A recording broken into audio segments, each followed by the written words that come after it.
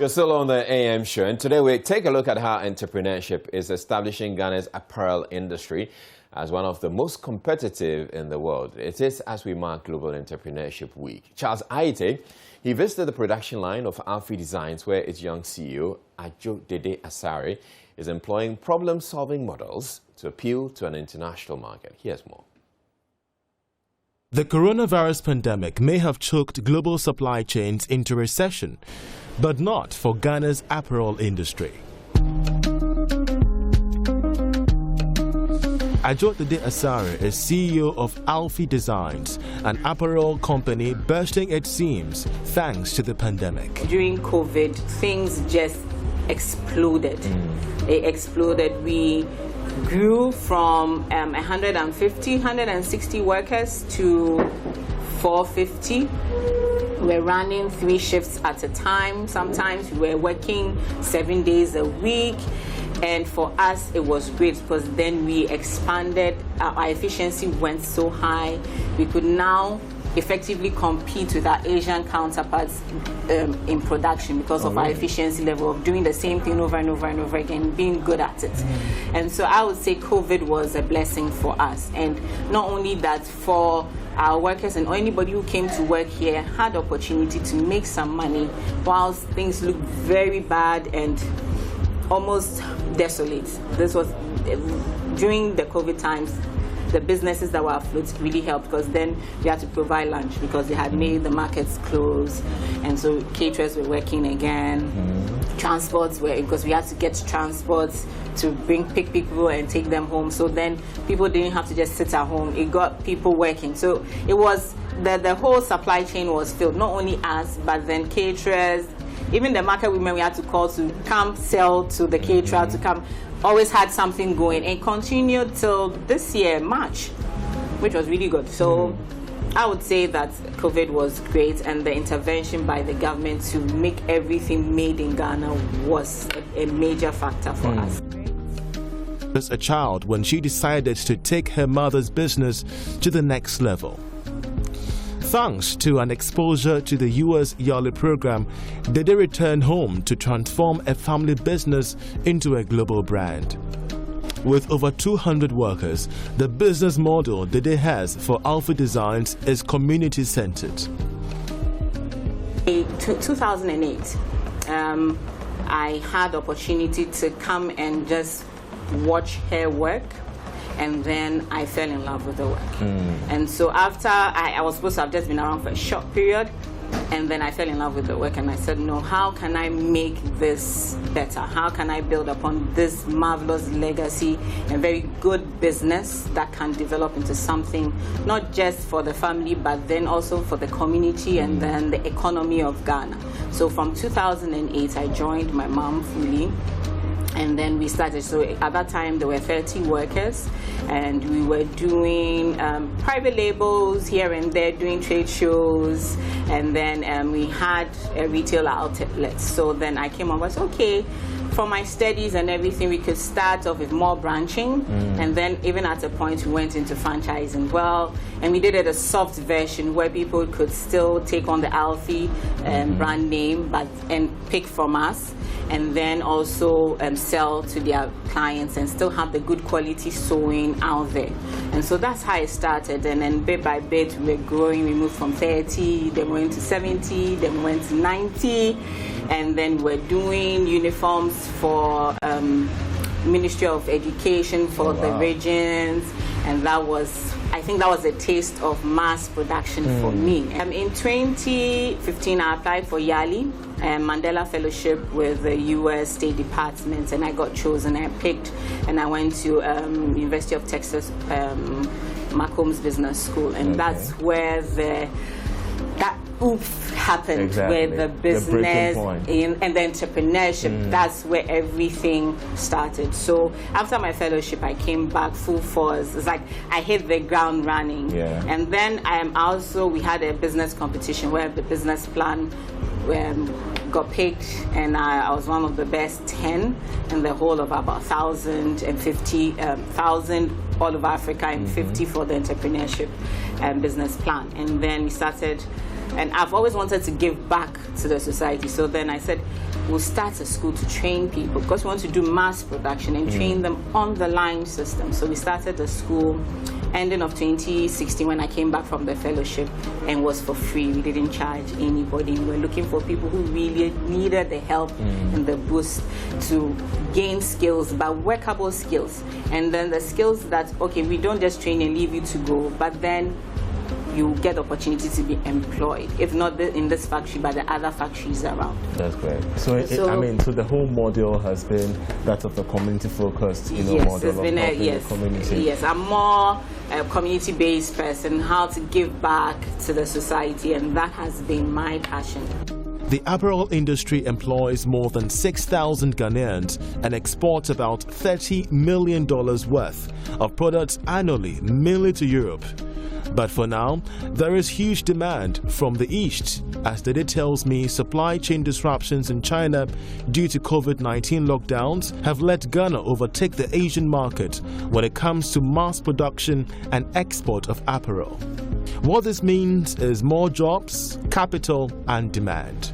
Because of COVID, there's been a lot of interruptions in the supply chain, especially for the export side.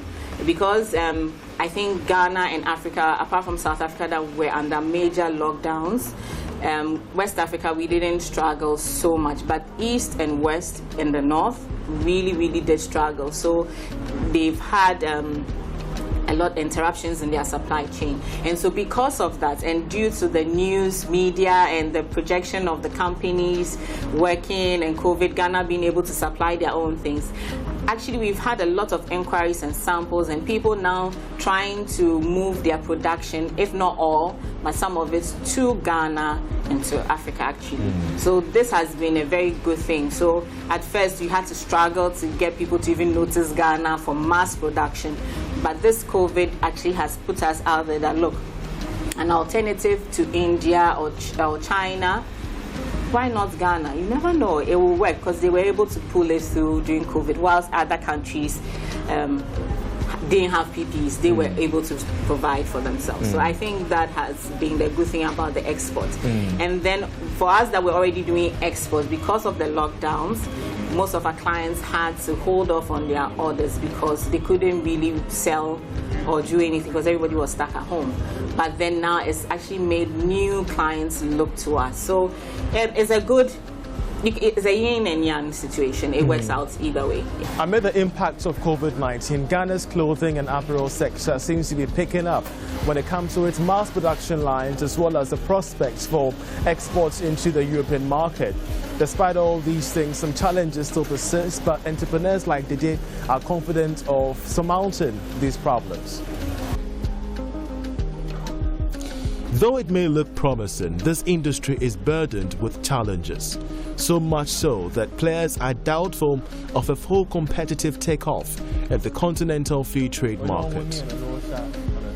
If I'm paying prices for water bill and my electricity at a very high cost, that means my cost of production will be higher. That means that even though we have the free trade in Africa and Ethiopia or Kenya or Rwanda, their government has subsidized it for them, everybody else will go to them. So Nigeria will go and buy from Rwanda and Kenya instead of buying from their neighbor Ghana because I'm expensive. So those are some of the things that really, and then also the tax system as well, and then even putting things digital, how to even get all those things in place. I feel that just those things, when they're fine-tuned, will be there because our counterparts in the Eastern Africa are doing it. And so I feel that if we have that, it really will help. As the world celebrates Global Entrepreneurship Week, business-minded innovators like Adjo Dede Asare have one secret: remaining true to your dreams and impacting society through problem solving. A great entrepreneur is somebody who is solving a problem, and not just an existing problem, a future problem. So your product or whatever you are doing, what is this going to solve today, tomorrow, and the next 10 years? A great example is iPhone. They wanted to give you the computer experience in the palm of your hand. And every time they have built upon that experience and that expectation that now everybody wants to have an iPhone. And so whatever you plan on doing, I would say that think about it. You are solving a problem. But this problem, of course, when you start, somebody else will come into it. So how do I keep on solving the same problem in 5 years, in 10 years, in 20 years? That will still make me the leader in my sphere, or be the one to pinpoint to others what to do to also help solve the problem as well. The prospects are bright for Ghana's apparel industry.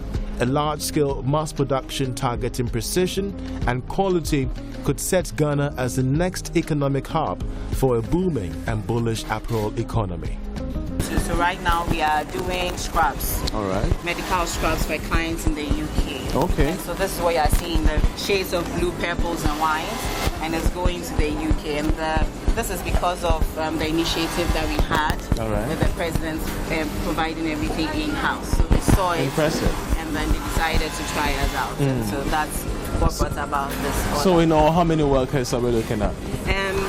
Overall, we are looking at 200 workers with helpers and everything, 200 workers. That's great. At the moment, yes. So how do you ensure the precision and the consistency in the mass production? Okay, we have inline checkers, and then we have AQL, quality control as well, and then we have, at the end of every production cycle from the line, then we have expert quality control who come and look at it.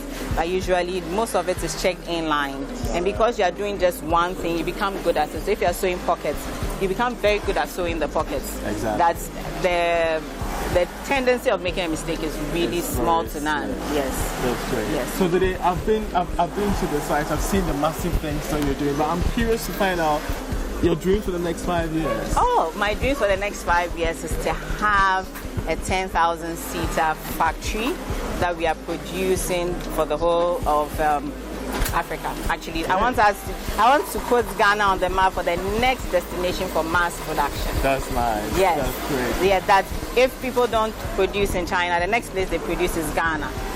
Yes. That's lovely. Yes. So we hope to be here in the next 5 years to Yes, see the massive things that you're doing. yes, we are praying. But any word out there to our viewers, entrepreneurs, prospective ones who would want to follow your footsteps?